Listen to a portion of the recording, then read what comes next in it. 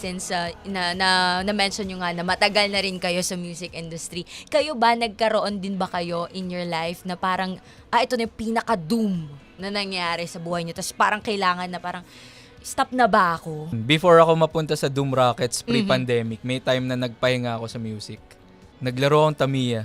Nag-video games ako. So, humanap ako ng ibang outlet. Okay. Pero parang months after nun, hinanap ko rin talaga yung music. Ayun, bumalik rin ako. So, music is life. Parang ganun. Pag nasa 40s ka na, meron ka ng pamilya, I'm sure maraming makaka-relate sa inyo dyan, meron ka ng pamilya, you have to manage na your career, tapos siguro 40s, dyan ka nagkakaroon ng mga existential crisis. So parang gusto mo mag-business na. So again, pag nag-business ka, back to zero ka ulit kasi you're establishing a new parang venture. Babalik pa rin kami with music. I think this is the gift na binigay sa amin. Kung hindi namin gagawin at hindi kami maglalabas ng music, parang it's a disservice to the gift giver na parang binigay ko sa inyo yung gift na yan.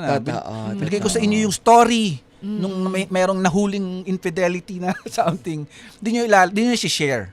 So doon kami bumabalik. Yun nga, again, the ethos of the Doom Rockets is sa kalagitnaan ng doomness, merong rocket. Ang taray, no?